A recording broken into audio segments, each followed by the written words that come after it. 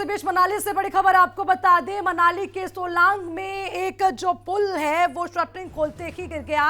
ये बड़ी खबर मनाली से सामने आ रही है। मनाली के सोलंग गांव को जोड़ने के लिए एक पुल बनाया गया था, लेकिन जैसे ही शटरिंग खुली पुल गिर गया। ये बड़ी खबर आपको बता रहे हैं, जिसके बाद से आपको ये भी बता दें कि पुल पहले से विवादों में रहा। कई सालों से इसका काम लटक रहा था, लेकिन जब काम पूरा भी हुआ तो वो भी सही तरीके से नहीं किया गया, क्योंकि पुल का काम पूरा होने के बाद जब शटरिंग खोली जा रही थी तो पूरा का पूरा पुल वहां पर गिर गया। और आपको ये भी बता दें कि इस पुल को बनाने की वजह ये कि जो है सोलंग गांव से इसको जोड़ा जाए, लोगों को सुविधाएं मिले। लेकिन इन तस्वीरों को आप देखिए और इनको देखकर आप अंदाजा लगा सकते हैं कि काम किस तरीके से हुआ होगा। हालांकि इससे पहले भी इसी पुल को लेकर विवाद होते रहे हैं। ये पुल विवादों में रहा क्योंकि काफी लंबे समय से इस पुल का काम लटका पड़ा था, लेकिन उसके बाद भी जब काम किया गया तो उसमें भी सही तरीके से काम नहीं हुआ, जिसकी वजह से सोलंग गांव को जोड़ने वाला पुल शटरिंग खोलते ही गिर गया। चलिए इसी पर ज्यादा अपडेट लेंगे, हमारे संवाददाता अनिल कांत हमारे साथ हैं। अनिल, जरा पूरा अपडेट दें सबसे पहले, कैसे पुल गिरा है? अभी तो काम पूरा ही हुआ था, शटरिंग खोलते ही गिर गया। जी मैं बिल्कुल आपको थोड़ा सा पहले ये साफ कर दूं कि यह पुल का काम पूरा नहीं हुआ था। यह अभी निर्माणाधीन पुल था। इसका एक तरफ का पोर्शन ये बन गया था, लेकिन पिछले 3 सालों से इसका काम जो बंद पड़ा था। आपको याद होगा बरसातों के दिनों में जो है 2 बच्चे इस ब्यास नदी में जब एक टेम्पररी पुल लकड़ी का बनाया था, देवता के साथ फंक्शन में से आ रहे थे, बह गए थे।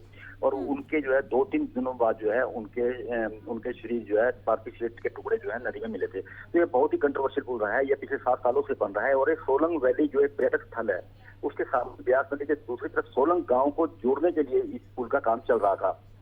और पिछले 15 सालों से जो है यहाँ के लोगों की डिमांड थी कि इस पुल को जल्दी से जल्दी बनाया जाए, क्योंकि हर बरसातों में जो है ये लोग जो है एक अपना इस कुल्लू से और मनाली से कट जाते थे।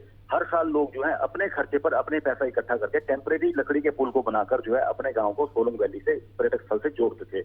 आज सुबह घटना हुई है। सुबह जब पीछे जब बच्चे बह गए थे तो उसके बाद गांव वालों ने काफी ज्यादा प्रेशर बनाया था सरकार के ऊपर और काफी विवादों में रहा था और यहाँ के स्थानीय मंत्री को भी काफी मुश्किलें झेलनी पड़ी थी।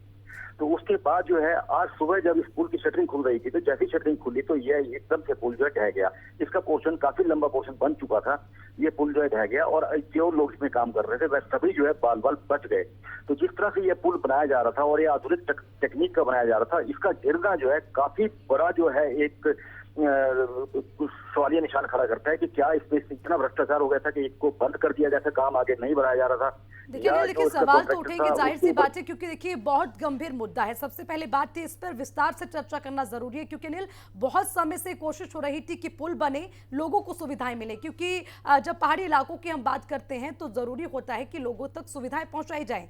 शटरिंग का काम चल रहा था, आप बता रहे हैं, वहां पर मजदूर भी थे, शटरिंग खोली गई, तुरंत पुल गिर गया। अभी इसको लेकर कोई जिम्मेदारी लेने के लिए तैयार है कि आखिर इतना बड़ा नुकसान हो गया और गनीमत रही कि किसी की जान का नुकसान नहीं हुआ, उसकी जिम्मेदारी कौन उठाएगा?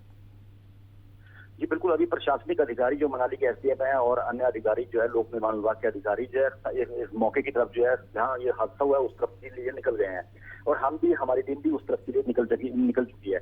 लेकिन ये अब देखना यही है कि इसमें लापरवाही क्यों हुई है, क्या ये है इसकी क्वालिटी में कोई फर्क था या इसका कोई डिजाइन में फर्क था। मैं आपको बता दूं कि कुल्लू जिला में ऐसे और भी कई पुल हैं जो अभी तक विवादों में चल रहे हैं और जिनको 3-3 साल से जिनके ऊपर नए पुल जो अभी तक जो है कुल्लू का भूतनाथ का पुल है जो पिछले 3 सालों से बंद पड़ा है और वो उसे जो विभाग बना नहीं पा रहा है। कई बार उसे मुख्यमंत्री भी उस पुल को देखने गए और लोगों की डिमांड भी रही कि जल्दी जल्दी बनाया जाए। कुल्लू का जिला मुख्यालय उस पुल की वजह से काफी परेशानी भी झेल रहा है। इसी तरह से इस पुल का गिरना भी जो है एक विभाग के ऊपर या प्रशासन के ऊपर या सरकार के ऊपर जो कई तरह के सवालिया निशान खड़ा कर रहा है कि क्या इतने बड़े पुल, करोड़ों रुपए के पुल जो है उनमें कहीं ना कहीं जो है गलती हो रही है या लापरवाही हो रही है। तो कई तरह के सवाल जिसको कॉन्ट्रैक्ट दिया गया था, जिसकी जिम्मेदारी थी, जो मजदूर थे, किसी से कुछ बातचीत हो पाई कि कहां पर चूक रह गई?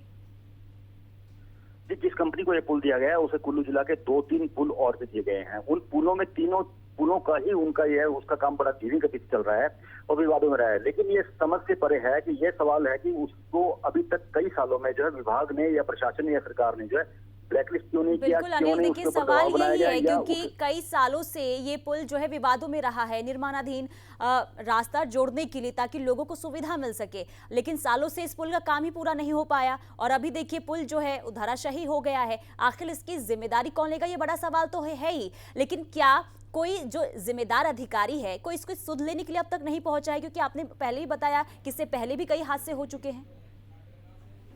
जी बिल्कुल, जिम्मेवारी विभाग की बनती है, जो विभाग इसका निर्माण कार्य करता है। आपको याद होगा इसी बरसातों में जब यहाँ से दो बच्चे जो है नदी का पुल पार करते करते, लकड़ी का पुल जो बना हुआ था टेम्पररी, उसे पार कर रहे थे, तो वो पुल जो है नदी में बह गया था और दो बच्चे पानी में, उनकी मौत हो गई थी।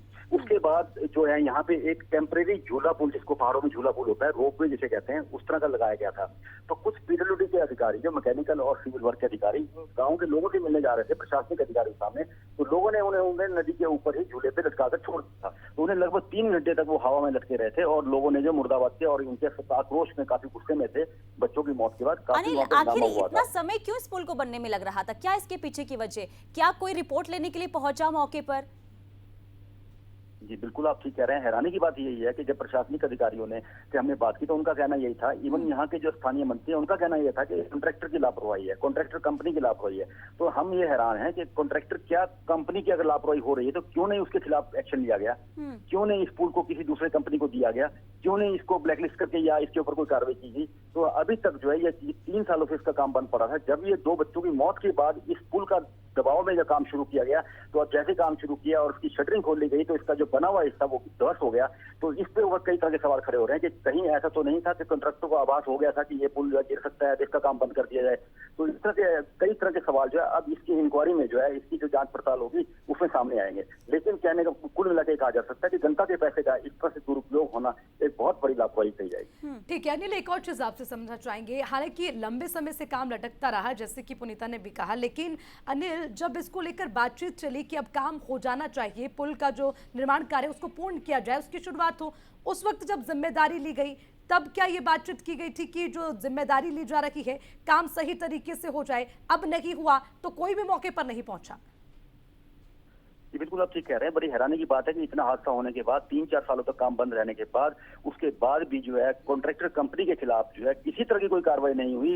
हो सकता है उसे थोड़ा बहुत जुर्माना लगा के जो है उसे कागजों में बंद कर दिया गया हो, ऐसा हो सकता है। लेकिन लोगों को कब तक वो पुल देकर तैयार था, उसकी क्या जो थी, उसका कब तक का टाइम पूरा होना था, क्योंकि उसकी टाइम का एक लिमिट होती है। इस अंदर इस पुल को गाँव वालों को बना के जो समर्पित करना है, लोकार्पण करना है, तो क्यों नहीं वो वक्त पे किया गया? क्या वजह रही है? उसके खिलाफ सरकार ने क्या किया, उसके खिलाफ विभाग ने क्या किया? अनिल, ये भी बताइए कि ये पुल बनने कब तक कॉन्ट्रैक्ट ये था कि ये पुल बनकर तैयार हो जाएगा और अब तक नहीं बन पाया, ये तो बड़ा सवाल है ही। लेकिन क्या इस तरीके के जो हादसे हो रहे हैं ये इंतजार किया जाता है हादसा हो इसके बाद इस पर कार्रवाई हो? जी बिल्कुल, ये पिछली कांग्रेस की सरकार में इस पुल का जो है शिलान्यास किया गया था। वीरभद्र सिंह जी उस समय मुख्यमंत्री थे, उस समय इसका शिलान्यास किया गया था और ये लगभग 3-4 सालों में इसका काम जो है पूरा होना चाहिए था। जबकि उसके बाद जो है भाजपा की सरकार आई, जयराम की सरकार आई हिमाचल प्रदेश में, उस दौरान इसका काम जो है 1.5-2 साल तक चला और उसके काम बाद बंद हो गया। यहाँ के स्थानीय मंत्री से भी यहाँ के काफी लोगों ने निवेदन किया कि इस पुल को जल्दी से जल्दी बनाया जाए। और ये जो गांव है ये कई बार जो है कई परेशानी झेल चुका है। एक बार 2007 में जब मुख्यमंत्री प्रेम कुमार धूमल की सरकार हुआ करती, यह पूरा का पूरा जो है आग की चपेट में आ गया था। पूरे घर यहाँ पे सभी घर जल गए थे। उस वक्त पुल के ना होने की वजह से यहाँ पे फायर ब्रिगेड नहीं पहुंच पाई थी। यहाँ के स्थानीय लोगों ने जो बाल्टियों से पानी से अपने गांव को बुझाया था, लेकिन पूरा गांव जल चुका था। उसके बाद से ही जो है इस पुल को बनाने की जो है मांग उठ रही थी। यहाँ के स्कूली बच्चे जो है नदी को बड़ी मुश्किल से पार करते थे और जिस जगह पे ये पुल बन रहा था वहाँ पे नदी का बहाव बहुत ज्यादा है। ब्यास नदी बहुत बड़ी नदी है, ये ब्यास नदी पे बन रहा था, लेकिन इतनी ढील क्या वजह रही कि इस पुल को बनाने में जो है इतनी कोताही बरती गई और फिर समय पर पूरा नहीं किया गया। तो कई तरह के सवाल ये खड़ा कर रहा है और इसकी जांच पड़ताल बहुत सारे सवाल है। और देखिए सवाल सिर्फ पुल का नहीं है, सवाल वहां पर रहने वाले लोगों की जिंदगी का है, बच्चों की जिंदगी का है, बुजुर्ग की जिंदगी का है। जाहिर सी बात है कि इस पर एक्शन लिया जाना चाहिए और कड़ी कार्रवाई होनी चाहिए। अनिल, आप इस पर नजर बनाए रखिएगा, लगातार अपडेट आपको